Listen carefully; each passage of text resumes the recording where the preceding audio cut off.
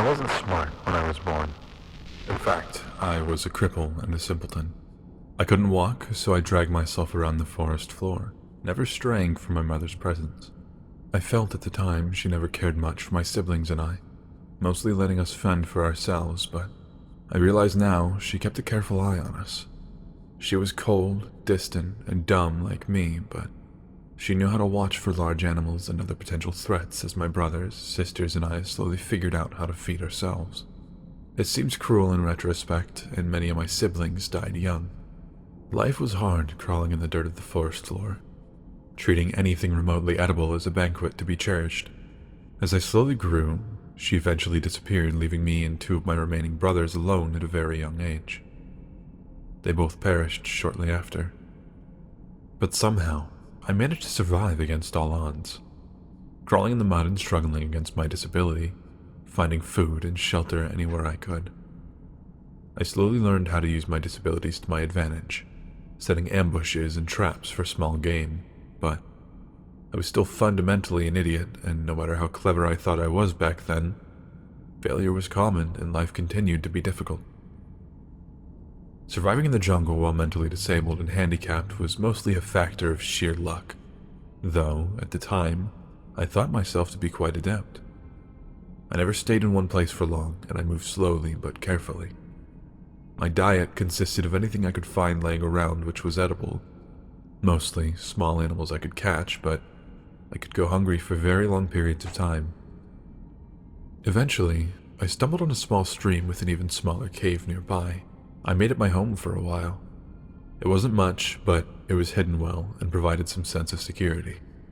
I would drag myself out to the stream and bask in the warm tropical sun at times, take naps under trees, and eat as often as I could manage. Those were my simple pleasures in life back then. Predators were always a threat, and being crippled, running was not an option. So I learned to hide.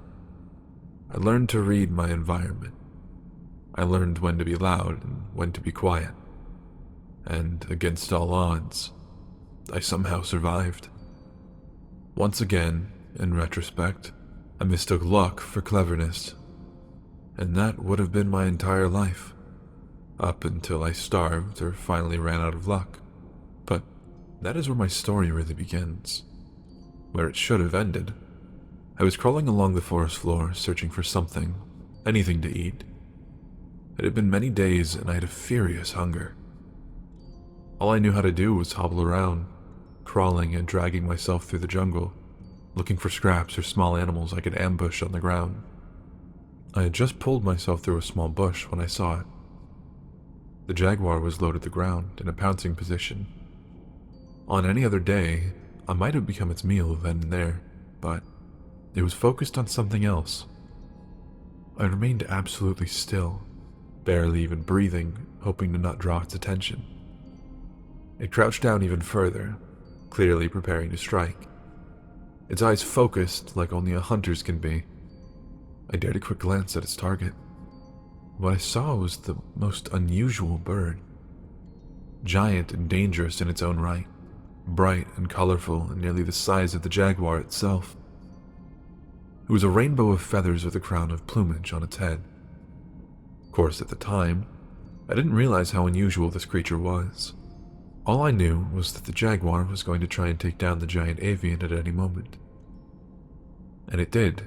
Try to, at least. The bird took flight the moment the jaguar leapt, and it soared into the canopy, the cat pursuing. I remained still for some time to see if it would return, but eventually eased out of the small clearing. There wasn't much of interest, so I wiggled up the small hill the bird had been resting on, only to find when I reached the top that it was in fact a giant bird's nest. And, to my delight, resting inside were 3 very large eggs of unusual color. Of course, I ate them all right then and there and dragged myself back to my usual resting spot. Sleeping with a full belly was always its own reward. But that was when things started to change. Over the next few days, I started to notice things I hadn't been aware of. Small things at first. Observations about my surroundings that I hadn't noticed before. The world looked a bit more colorful than it did, shapes a little more defined. I was able to pay attention to more things at once. As days turned to weeks, I started realizing I could make plans that were more sophisticated than just waiting silently for something to run by so I could grab it, or looking for scraps lying around. I started to devise clever traps, using rocks and other features of my environment to help me catch my food. Choosing my resting locations in places where bushes and leaves would ensure I could hear predators on the ground. I was still a cripple, but I was growing smarter. I also began to grow bigger. A lot bigger. I had been an underfed runt most of my life, but in the span of several months, I had become a veritable giant. Well-nourished now and nearly 6 feet, all muscle. I still had to crawl around, but I could do so with speed and vigor I had never known. I felt optimistic and elated, yet I had no idea what was still to come. As months turned to years, I was able to walk for the first time in my life. Few predators could stand before me now, as I stood nearly 12 feet tall, a titan of the forest, with the strength to match. I strolled carelessly through the trees, eating what I wished, when I wished, where I wished. I built my first house out of stones and fallen trees. I was the king of the jungle. And I climbed my first tree. I will never forget it. Hundreds of feet up in the canopy forest, I finally reached the sunlight atop the tallest tree I could find and looked out upon my domain. Endless green as far as the eye could see in every direction. A playground which had once threatened to consume me, but which was now mine to explore freely. And so I did. I began to travel more. I discovered rivers, waterfalls, groves, huge cave systems, and giant sinkholes and lakes. And so many new types of plants and animals I had never seen. Frogs and birds, cats and spiders, animals which ate plants and plants which ate animals. Over time, I took a special love of watching the tree monkeys, as they were the only other animal which seemed to express an intelligence like my own. Which is why when I found a small one which had been injured, I carefully collected it and took it with me. I nursed it back to health, fed it, earned its trust, and it became my little companion. There were no names back then, but none were needed. For the first time in my life, I felt genuine love for this one specific creature. My first friend. I had to take great care as my growing never seemed to cease. By my memory and estimates, I may have been nearly 30 feet tall by then, and this little monkey was barely a fly by comparison. But the joy he brought me as we traveled together, as he gathered tiny fruits for me and he slept peacefully next to me, made me realize how lonely I had been all those decades wandering the forests all by myself. Always just watching, but never feeling like more than an observer anymore. When he finally died peacefully of old age, I was, of course, heartbroken. I knew it was coming. I had seen how he slowly weakened and deteriorated. When I seemed to defy the years and continue to grow, time shifted the world around me. Landscapes slowly changed, rivers altered, animals came and went. After he died, I retreated back to a more observational phase of my life again, mostly wandering the forest and indulging in the sights and sounds around me. I don't know how long I spent like that before they found me. Other monkeys, but these ones are even more like me. They were extremely clever. They made noises at each other in rapid and consistent manners. They used tools like me, maybe even more clever than the ones I had devised. And, of course, they were terrified of me. I was a giant, towering over them, looming nearly as tall as the trees. I mostly left them alone, but would sometimes go and watch over them. They built strange houses out of sticks and leaves, not too dissimilar to the ones that I had built out of rocks before I no longer had the need for such a thing. They even appeared to be able to wield fire, and lit up the night in ways that I had only seen from the thunder of an angry sky. As time went on, more and more of them would come and visit me, and I slowly gained their trust, even if their caution and fear never fully passed. I learned over time what their noises meant, and after some effort on my part, we were able to communicate quite well. They would often come to me and ask questions about the area, good hunting grounds, water sources, places to make a new village. After all, I had been almost everywhere. One day, some of them started leaving strange carvings in stone around where I slept. I asked one of them about the artifacts, a youngling who had come to ask for my help removing a mighty tree which threatened to fall on his hut. He told me that they were left as offerings, so that I might bless them with good fortune. He told me how their lives are hard and short, and then told me that a god such as myself could surely make their lives better. That was the first time I had encountered the concept of a god. I had taken a liking to these little ones, so I had already been aiding them with my knowledge whenever they would ask for it. But he was right. I could do more, much more. I remember the look of terror on many of the little people's faces as I towered over their village. Perhaps they were expecting some wrath for a perceived slight. I can't know. But I quickly made it clear I was there to help by removing the offending tree and setting it out of harm's way. Our relationship expanded quickly over the next few years, and they devised great and clever projects which took advantage of my size and relative strength. In those years, we accomplished in days what could have taken them decades on their own, were it even possible at all. We even replaced the village's huts with more durable, collective structure, stones stacked so tall that they dwarfed the trees around them. The giant pile of boulders were carefully stacked to create living space to spare. A crude pyramid of sorts, I would later come to realize. Things went well for a while, and I took a very active role in the lives of my new friends. It reminded me of my old monkey friend from so long ago. It was an exhilarating time for me, and we accomplished much. We dug trenches to allow water to reach areas where they could cultivate crops. We studied the stars together and speculated on the mysteries of the forest and the world. I watched friends be born, age, die, only for new friends to appear. After many, many years, though, the number of friends grew, and grew, and grew.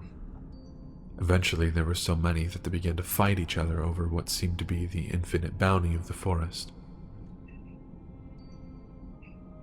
Their noises changed, and I could no longer understand all of them anymore. Only the ones I remained near. They began to ask me for help or blessings hunting other people, fighting other villages. I always refused. The tipping point came when the village I attempted to sacrifice a young girl in my name in order to gain my support in an upcoming raid. I had tried to tolerate them and understand them, but their pettiness had boiled over and I was exacerbated. There were too many people, too many villages, too many conflicts, too much sadness. It felt like I was crawling through the mud again, a dumb cripple, unsure what to do or where to go, and with little means to accomplish anything. I realized the moment they placed that little girl on the altar that I had forgotten what it meant to be helpless. So, I accepted their sacrifice. I took the girl, and I left that village and never returned. I went as far as I could away from that place, and I did my best to take care of that little girl. She was small and frightened at first, but grew to trust me over time. We traveled south until we reached a great cliff with a waterfall, far away from the little people. I built her a little house of stones at the top of the cliff right next to the waterfall, with a spectacular view of the forest below. I didn't even think to ask her name until she took the initiative to tell me much later. Names have no meaning in the forest, but I discovered it was Saknayate, an old and beautiful name I will never forget. We were together for a long time. She grew up, and once again, more little people discovered us. Once again, they would come and ask for advice at first, and once again, their requests would grow to be increasingly more and more demanding. Untrusting of the little people now, I would often withdraw or refuse to speak to them. Often I could not even understand their noises anymore, but Saknayate would take over and represent me in my stead when the weight of it all became too much. She even put feathers on her head like me in order to gain some trust and status from the visitors, as they would eventually come to understand that I trusted her. After a time, it almost became expected that she was the one you would speak to when you came to me, which I was fine with. She never once misrepresented me. We were both children of a similar fortune, abandoned by fate, but then entrusted with something special we could use to help others, and I knew she could be trustworthy. I slowly came to understand that she was good at what she did. I watched her mend divides, forge alliances, and eventually even end a war. I was a simple person of the forest, but she was a politician, and she knew how to use my name and power to change the little people, to make them better. I loved her, more than I even loved that little monkey. She was kind, gentle, but intelligent and uncompromising. She taught me things I had never heard of, things she learned of from our visitors. We had no needs, so knowledge was paid for with knowledge. Forms of what I would later find were arithmetic, astronomy, philosophy, and more slowly arrived bit by bit. It gave me a new window into the world around me, one I had never given its due consideration despite being more ancient than many of the trees. It always amazed me that these little people were so creative and intelligent, and it was her. She was the one who, in the end, inspired me to put my faith in them again. I started to take a more active role once more, but being mostly stuck in one place, I studied and philosophized and tried to make myself useful to the little people in the ways that I could. I slurped up knowledge and I offered it back to any who asked. I was too big to move so freely around the woods now without laying waste to it, but the little people seemed more than happy to come to me. Saknayate even gave me a name, and while the little people had called me many things before, this was the first one I truly took to heart, and in those years, my heart grew nearly as fast as I did. When she died, I was once again heartbroken. It was a tragic accident. Nearly 140 feet now, I was so massive it was hard to even move through the woods anymore without trampling everything in my path. I tended to just remain in the same spot near the top of the waterfall as a result, and spent most of my time asleep or staring out over the vast and beautiful jungle, framed by the mountains hundreds of miles behind it. I don't know why she had come so close to me while I was sleeping that night, or what cruelty of fate caused me to roll over, but when I woke up, I found I had accidentally crushed her to death. I could barely even recognize her. I had seen the little people cry before, but that was the first time I myself had ever truly wept. I hadn't even realized I was capable of it. I retreated deeper into the forest after that, avoiding everything. Everyone was so small and I was so dangerously large. I just wanted to go hide in a cave somewhere and never come out, but even finding such a large cavern now would seem nearly impossible. As was so often the case in my life, I do not know how much time passed, probably ages, but eventually the little people found me again as they always did. But this time it was different. They remembered my name. They brought me food and gifts. They once again asked for my knowledge and my help to save and improve their lives. I enjoyed their company despite my distrust, apathy, and depression. Eventually, though, they asked me to come with them to their homes, and after much deliberation, I finally agreed. What I found when I arrived there was a landscape drastically transformed. The massive destruction of a forest replaced by farmland and a great city made of stacked stone, much like the one I had made so long ago, but much more refined and massive. and the number of the little people was uncountable. The forest's devastation was so great that I could not even see the trees on the other side of the city. I just stood there, towering over everything, and felt horror ripple through me from my head to my toes. I felt as though this was somehow all my fault. I should have known this would happen. I should never have helped the little people, for they were so smart that the forest itself had become their prey.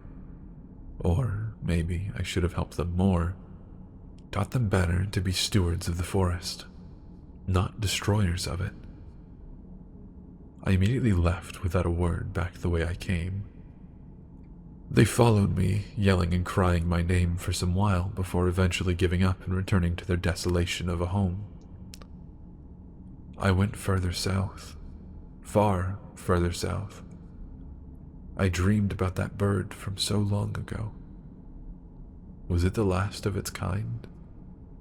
What destruction had I myself wrought on it or its species when I ate its eggs?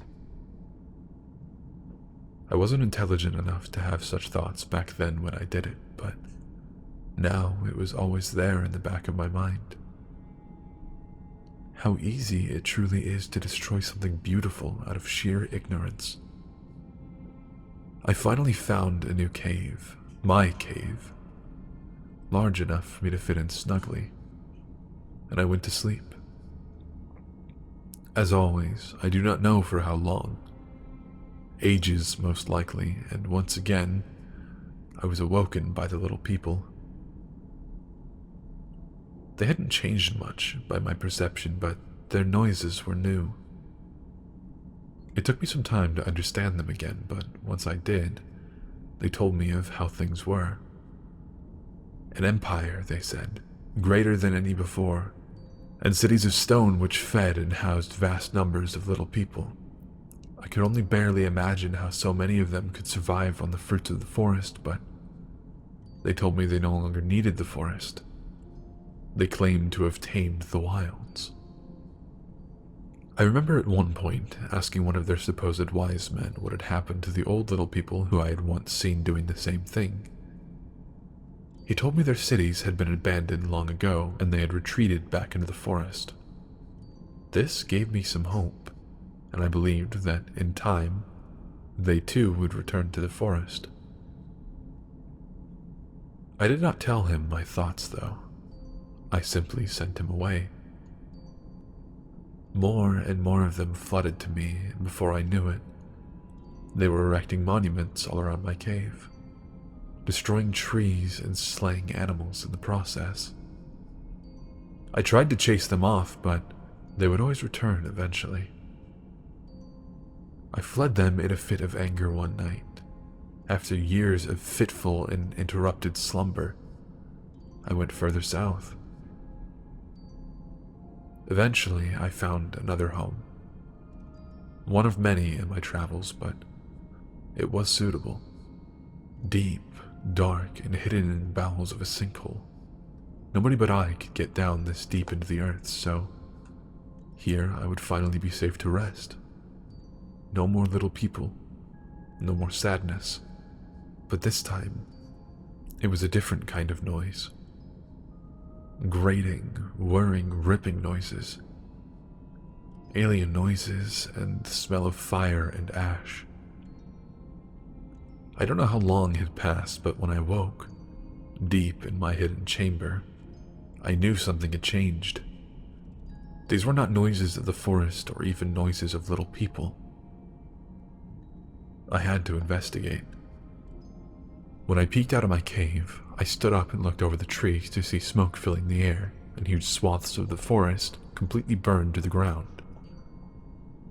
I went to go see what was happening and observed the little people burning and chopping and tearing at the trees with strange tools I had never seen before. Noisy tools, violent tools. Some of them spotted me, and it wasn't long before they were screaming and fleeing in mass. I couldn't understand. There were no crops here. No city. Why were they destroying the forest? Burning it to the ground, even. Not even using the wood from the trees as they used to do. I walked through the devastation and saw it stretched out seemingly forever. In the distance, I saw strange buildings, very different from the stone and thatch ones I was familiar with, and vast herds of unusual animals I had never encountered before. A forest had turned to grassland at the hands of the little people. I stood watch over the area for a few years, frightening off those who dared trespass. I wandered around and patrolled, destroying the infrastructure the little people used to attack the forest wherever I found it. I took care never to hurt any of them, and it wasn't hard as they always fled in my presence. I became cold-hearted, though, and felt the little people were a plague, a disease I had allowed to fester. Once again, I believed this was all my fault, that it was something I could have prevented. Time continued to pass. Many suns, many seasons, many years. I remember one day I saw a strange bird fly overhead. I now know it was an aeroplane, but at the time it reminded me of the bird from when I was just a young cripple. Giant and majestic, beautiful. I tried to follow it, but it was far too fast and I watched it disappear over the mountains. I remember wondering what new lands the bird would discover over there. Maybe ones without little people. No matter how much I tried, though, I couldn't stop the destruction. Always small groups, simple tools, and a lot of fire. I could not be everywhere at once. I felt despair. Time passed, but an old man found me one day and spoke to me in new and unusual noises.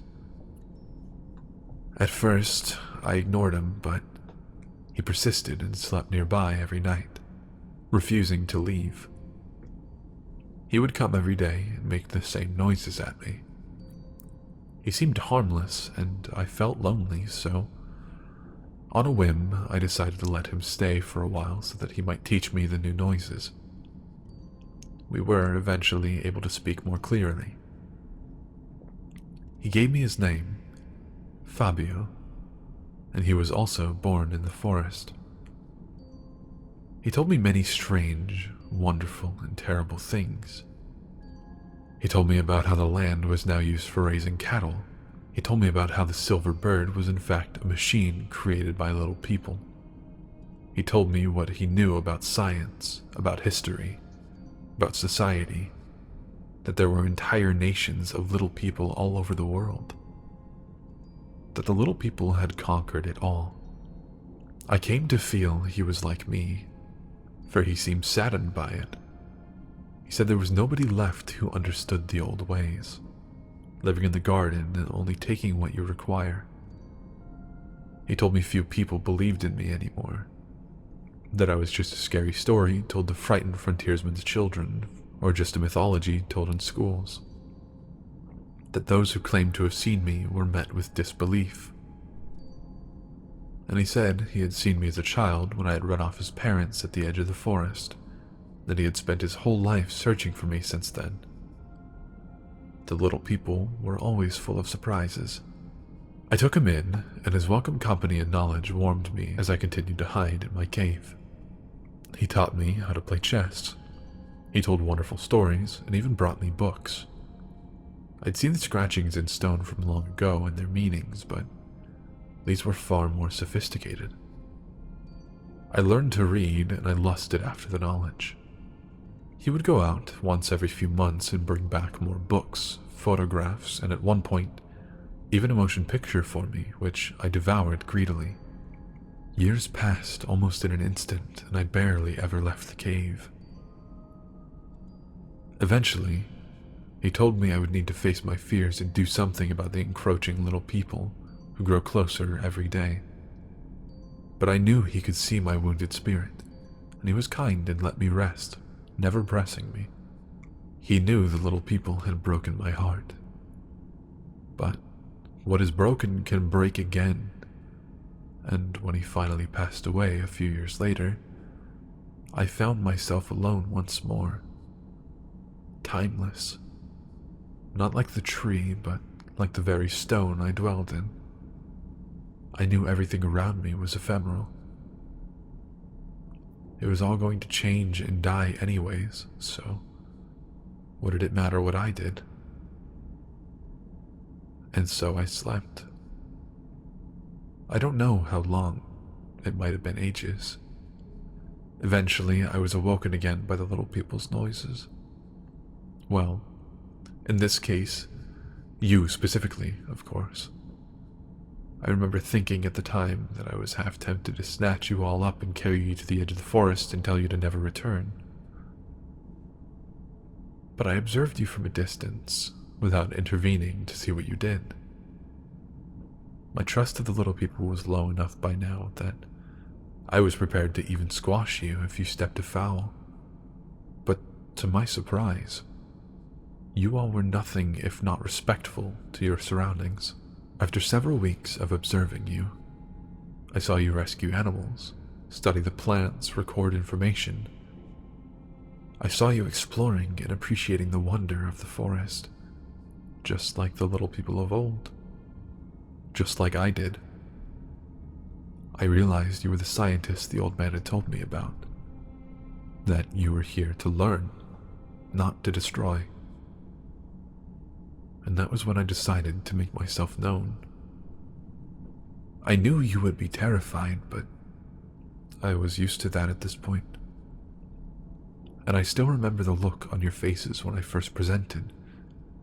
But when I managed to convince you I was harmless, your innate scientific curiosity took over, I can only assume. The same curiosity which drives me. I believe you are like the other little people I once knew. Kind, loving, and well-intentioned. And that is why I trust you with my story. I hope you were able to share it and help me. For while I was once called a god, I'm just as helpless as a baby snake crawling, crippled in the mud on the forest floor. I turned off the recorder at that point and looked up at the towering feathered serpent, unfathomably large. I told him that was the last thing I needed and that I would return to see him again as soon as I could. He nodded in understanding, but watched with a sorrow in his eyes as we slowly made our way into the woods, leaving the cave we had been exploring for weeks behind.